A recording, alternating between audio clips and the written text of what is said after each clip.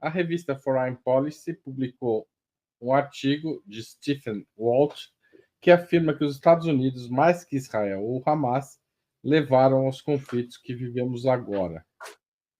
A entrada dos Estados Unidos nas disputas coloniais na região é o principal provocador desses confrontos armados? Hugo Albuquerque, você começa.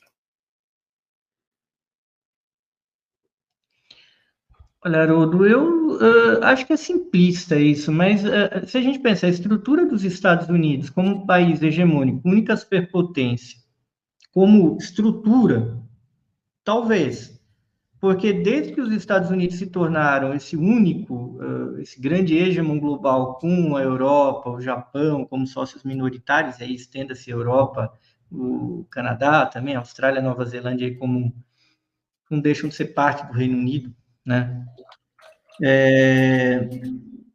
Isso se tornou um problema muito grande, porque, do ponto de vista operativo, os Estados Unidos têm uma grande estrutura, um superpoder militar, mas não tem uma capacidade imperial. Ou tem interesses menores ali que se atravessam e se atropelam dentro, que fazem com que os Estados Unidos sejam um hegemon caótico da coisa.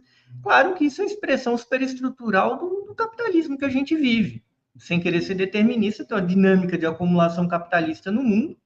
Isso redunda para essa ordem que a gente tem. E essa ordem que a gente tem os Estados Unidos nesse papel, com esses sócios minoritários, e talvez uma incompetência estrutural para ser esse país central. Nunca na história da humanidade a gente teve um país com tamanho protagonismo, de ser o hegemon de toda a superfície terrestre, e convenhamos que não é o melhor império, né? Em matéria de preparo, não estou falando que haja um império bom, que não é essa ordem que a gente imagina para a humanidade, mas como meio para executar isso. Se quem comandasse o mundo fosse, sei lá, o Reino Unido, teria mais expertise.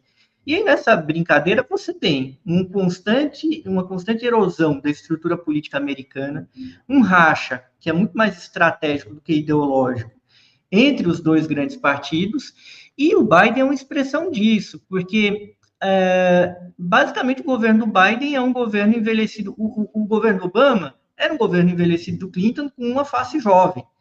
O Joe Biden é um cara que hoje ele é mais velho do que o Clinton era nos anos 90. E esses interesses menores que permeiam o Partido Democrata, o Partido Republicano, atropelam qualquer possibilidade de você ter um imperialismo racional. Pelo contrário, a gente vê essas anomalias como essa relação de Israel com os Estados Unidos e tantas outras. Como a gente está vendo, por exemplo, estourar a coisa no leste europeu, como existe uma perspectiva de crise gravíssima ali em Taiwan e também na África Ocidental. Então, os Estados Unidos são um pouco responsáveis pela sua própria incapacidade, porque eles assumiram um papel que eles não são capazes de executar. Eu tenho essa visão, e eu acho que muitos dos problemas que a gente tem hoje no mundo são problemas que a gente via no governo Clinton, e que agora, quase que as mesmas pessoas, só que envelhecidas, estão simplesmente empurrando isso com a barriga. O Biden já estava lá nos anos 90, aliás, como senador.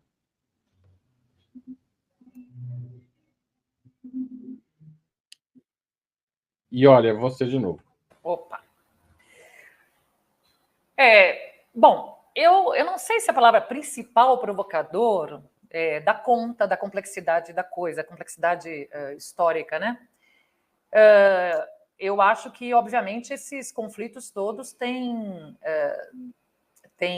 raízes mais antigas, mais profundas, do que o recorte de tempo no qual ele se debruça, porque ao dizer que os Estados Unidos são o principal provocador nesse artigo, ele vai pegar o recorte que ele inicia ali em 91, quando se instala aquilo que ficou conhecido como uma ordem unipolar internacional, que teria se consolidado depois da crise econômica, crise estrutural, econômica e política dos anos 80 e 90, e principalmente com o fim da União Soviética e do campo socialista. Ele pega esse recorte de tempo para mostrar que ali é que a coisa ficou feia.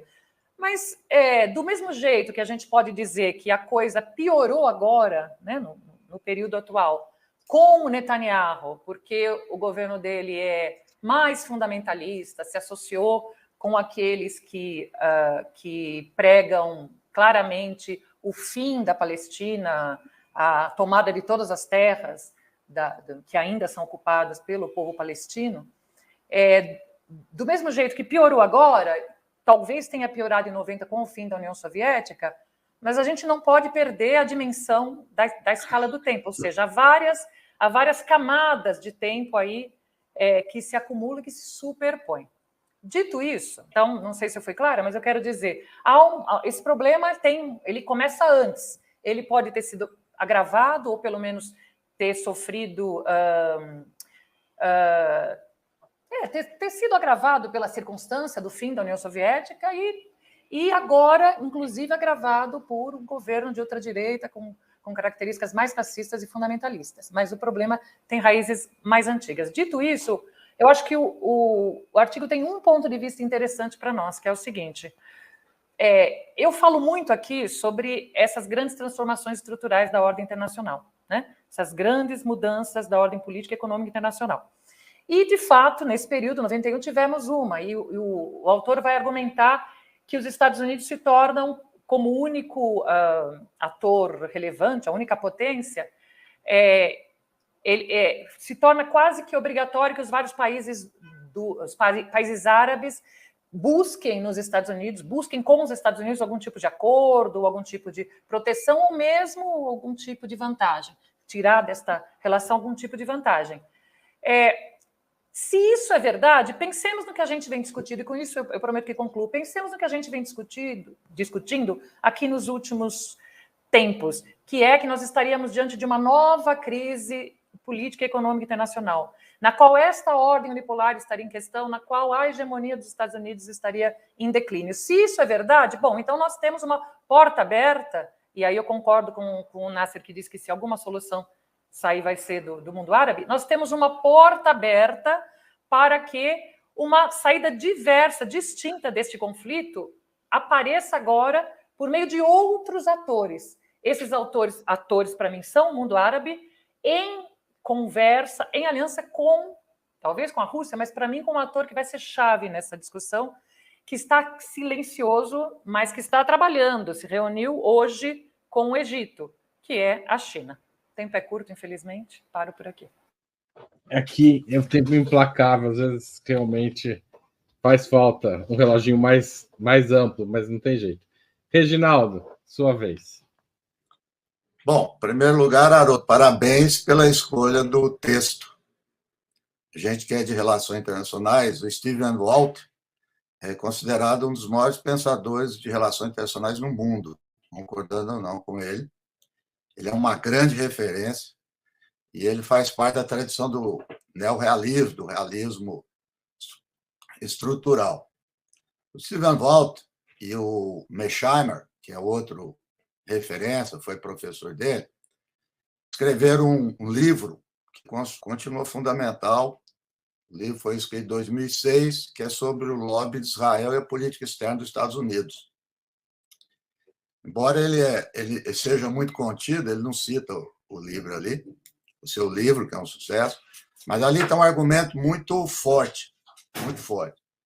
Eles demonstram no livro que os Estados Unidos, isso em 2006, hein, e essa tendência só piorou. Os Estados Unidos sacrifica o seu interesse nacional em função de Israel. Então, ou seja, a tese que eles têm do realismo é que todo Estado busca a realização do seu interesse nacional. Muito bem. Se demonstrado que, economicamente, os Estados Unidos não ganham nada apoiando Israel, só perde. Se, politicamente, o apoio dos Estados Unidos a Israel só fez reavivar e intensificar o anti-americanismo, se, militarmente, só traz problema para os Estados Unidos, por que os Estados Unidos apoiam? Que aí é o lobby, ou seja, uma razão interna, não externa. Esse é o argumento deles. Nesse texto, ele elabora alguns divisores de água. Né? Aí, olha, ele falou primeiro a Conferência de Madrid, que já vem ali pós, na nova ordem mundial, e que é uma preparação para os acordos de Oslo. Né? Então, ali, ele faz uma observação importante que vai percorrer todo o texto dele, de um outro ator que ainda não deu, acho que não vai dar para a gente falar, fica para outro dia, que é o Irã. Então, vou usar meu tempo, tá? Que eu tenho a mais aí. Pode passar. Eu tenho o reloginho como um indicador, não só para as pessoas moderarem. Então, né? o Irã é o ator aí, nesse texto dele, que perpassa todo esse tempo. E perpassa em que sentido? O Walt é da tradição, como eu disse, do realismo. Você quer resolver a questão da regional, você quer trazer estabilidade para a região, equilíbrio, tem que trazer o Irã. Porque o Irã não participa das negociações. Na hora aí eu citei os países árabes como uma questão pontual, agora, imediata. Ninguém vai aceitar o Irã. Né? Mas o Irã já é fundamental. Por quê? Sem entrar em adjetivações, o Hamas é aliado do Irã. Portanto, o Irã tem um pé na questão palestina. O Hezbollah é aliado do Irã. Tem lá no Líbano e na questão palestina. Esses dois são as grandes questões. Você vê sobre a perspectiva militar hoje. Eu vejo as manchetes, é muito equivocado. Vai alastrar o conflito. Ninguém vai entrar em conflito com Israel, conflito militar, nenhum país árabe. O único que pode entrar chama-se Hezbollah. Só ele. E o Hezbollah a parada é torta. Então, é o elemento fundamental. E esse texto do Walt, ele chama, claro, a responsabilidade sobre a grande potência. Se a grande potência não tem responsabilidade, quem é que vai resolver? Porque a Rússia e a China nunca se meteram no Oriente Médio. Até então. E olha, tem razão. Eu vou buscar o seguinte. Já há alguns anos, 4, 5 anos, quem é que começa a ser ator no Oriente Médio? A Rússia. Não só por causa da Síria. Lê de engano, a Síria foi militar. Arábia Saudita e Emirados Árabes são os maiores parceiros econômicos da Rússia hoje. Vê a guerra da Ucrânia. Pressionaram a Arábia Saudita e Emirados Árabes. O que adiantou? Nada. A Arábia Saudita e Emirados Árabes estão comprando petróleo da Rússia e vendendo no mercado internacional. Os Estados Unidos não faz nada com eles. E como é, olha disso. E aí entrou China. E patrocinou aquilo que ninguém esperava. Estudou o Oriente Médio há muito tempo, nunca ia imaginar, nenhum analista. Aproximou Arábia Saudita e Irã. Então, a conexão eu acho que faltou isso no texto do Walt. A conexão Arábia Saudita e Irã, né? Que é fundamental, e agora eu termino. E a China? Antes dessa crise, eu tinha falado para os alunos, vão ficar olhando a China, porque se ela chegar na questão palestina, vai ser fundamental. Hoje eu li uma matéria que a China, e que é bem provável, vai agir por meio dos árabes, né, para fazer o acordo. Então, esse é o novo desenho. E concluindo, que os Estados Unidos está por fora. E é isso que o Walt está dizendo. Os Estados Unidos teve chance, teve tudo, sempre imperou no Oriente Médio. Tchauzinho para os Estados Unidos. Tá certo. Obrigado, eu diminuo Reginaldo. no outro. Tá bom. Obrigado.